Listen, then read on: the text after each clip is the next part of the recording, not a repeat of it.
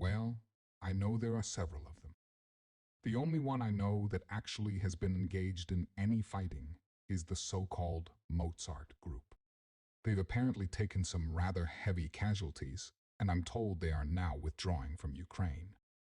I saw the same thing, and I assume that the Mozart Group is a play-on name since I believe there's a Russian group called the Wagner Group, which is ex-Russian and European military fighting with Russians.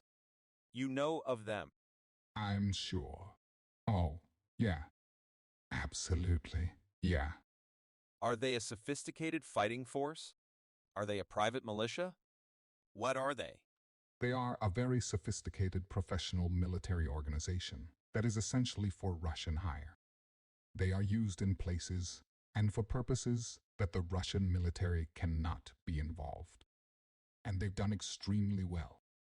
I mean, the work they've done around Bakhmut is extraordinarily impressive. Okay, that was a bit of a sight to behold. This is just a few hours ago. Show from wherever he was in Kiev. Okay, I feel that most people are overly optimistic about how quickly this war will be over. They think Kyiv can be repeated, the northern offensive that went so well with the Russians routing. I think that was a one-off. A lot of those units were undermanned and poor morale at the time. And once one routed, the rest routed. I don't think that'll be repeated. The withdrawal from Kisal was very organized. Ukraine wasn't able to hit them much as they did the withdrawal. Shows that the Russians are planning for the long haul. I'm concerned that Ukraine won't push an offensive strong enough in the winter and give time for Russia to get back on its feet by spring. More conscripts will be brought up. They have time to produce more ammunition. So that's the main concern, that rather than push now, when they have all the advantages over the Russians, including warm weather gear and logistics and fuel and so on, that they'll delay too long.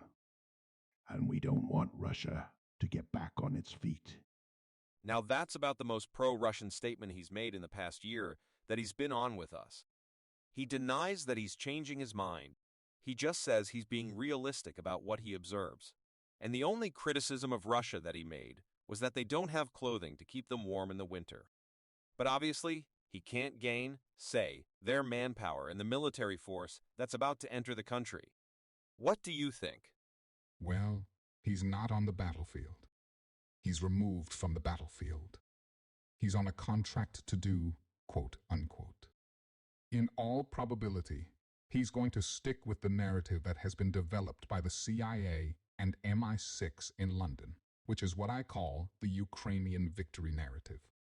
Except that now he has at least admitted that Ukraine has some difficulties.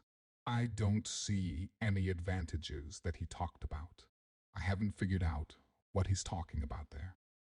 And obviously, he's not disclosing the horrific losses they've taken. They're up to 15,000 dead a month now. They are dying. How big is the Ukrainian army, Colonel? Do we know? Well, it was a few weeks ago, about 194,000 effective soldiers. And they've just been taking horrific casualties because of these counterattacks. The Russians, they're trying to throw them all out. We'll put them out of business in a year, even if it stays at 15. Oh, absolutely. There's not much left. In fact, I'm told the opposite of what he's hearing, that there are people saying to Russian general staff, look, what are you waiting for? They're really falling apart. They're on their last legs. They don't have any fuel. They're running out of ammunition. They've lost a lot of their ammunition. Storage and ammo dumps have been destroyed. Look, we're going to continue to hear the narrative until this whole thing folds. Now, As far as when does Russia strike again, as we mentioned before, when General Soviekin feels that all of the conditions that he's established to be met for the offensive, that could happen at any time. As far as lacking winter clothing, that's a new one. I haven't heard that one yet. That doesn't mean that they're not making more winter clothing. I have no idea, but I think that's a bit of a stretch. The Russians are going to be a winner. And when General Surovikin decides to strike, I would imagine it will be massive, maybe even monumental. Absolutely. This is no holds barred. This is gloves off. When they go for broke, and the whole thing will be designed to end the war.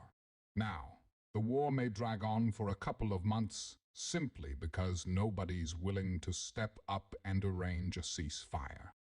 That may well happen on the Ukrainian side and with the United States. Again, Washington is never going to admit that it was wrong. It's never going to admit that it's caused the deaths of hundreds of thousands of Ukrainians, driven millions into exile, all in this silly notion that we could somehow another week in Russia. Nothing we can do about that, Judge. But no, when the axe falls, it'll be profound. Before I get to our next topic, you did comment that Matt Van Dyke was not on the battlefield. Now, he claims to be on the battlefield. I don't know where he was at the moment he was recording today. He was somewhere in Kiev, I guess, because in the middle of the recording, he lost power. We couldn't see him.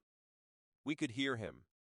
And then about 45 or 50 seconds afterward, power came back on. But he does say that they're in the battlefield and doing training. Why would the Ukrainian military accept training from American volunteers as opposed to American troops out of uniform? They're desperate. They'll accept whatever anybody offers. They have cash, thanks to us. We provided them with lots of cash that they can pay for all sorts of mercenaries, foreigners. They've invited anybody who wants to come and fight to fight. They're desperate, Judge. They're in the end game. Over the weekend, and you pointed this out to me, and I'm deeply grateful for it, Colonel. as I am for all the work you do on the show, that the Pentagon, through anonymous sources, has acknowledged that it has authorized the Ukrainians to strike using equipment they obtained from the United States into Russia. Now, I don't know why this wasn't the banner headline in the New York Times and the Washington Post, and the New York Post and Fox News, and CNN and everywhere. I mean, to me this is reckless and is highly newsworthy. First of all, do you believe it's true? And second, if you believe it's true, how reckless is it? Well, the only system that I'm aware of that falls into this category, in the non-nuclear category, are the HIMARS missiles. The problem we have with the HIMARS missiles is we've almost run out of them. And, of course, the ATACMS. They're the ones that have the greater range as well as accuracy. We can only produce about 250 of these HIMARS missiles in a year. We've tried in the past to ratchet up that production line. Hasn't worked very well. This is a very complex missile, and it takes hours of painstaking assembly. It's not something you hand to a robot. Let's put it that way, and they put it together. So if we say 10, 13 missiles a month over the next 12 months, I'd rather suspect this war will be over before anything substantial arrives. Secondly, if they do have some ATACMS on hand now, this is the Army's tactical missile system, which reaches out 150, 200 plus miles. If they do, and they have been told they can go ahead and use this against the Russians, what do they use it against? Point targets, one or two here or there, 100 miles inside Russia. And what is that likely to do to change the outcome of the war? I don't think it'll do anything. What it will do, of course, is strengthen the view that the border with Poland must be cut off from Ukraine. And that's why I'm a little surprised that we're being so enthusiastic about encouraging the Ukrainians to do this. Because that would tell me that a couple of 100,000 troops up in Belarus get ready. You're going to go south, and you're going to cut this border off once and for all. I think it becomes more important now than it has ever been before. All right. Tell me what you mean by cut the border off. I mean, it's a common border between Ukraine and Poland. Do you mean preventing whatever troops are west of the border from going east? No, I'm talking about whatever shows up in Poland in terms of equipment or mercenaries, volunteers or something. For Americans. Yeah, from crossing the border into Ukraine. So if you're a Russian commander, you look at the map, you say, I want to cut it off. And as I think we discussed the last time, there's a line that you can draw from the straight south, from the Belarusian border to Gytomyr, and from Gytomyr over to Vinnytsia, and from there over to Moldova, essentially a straight line. And then one line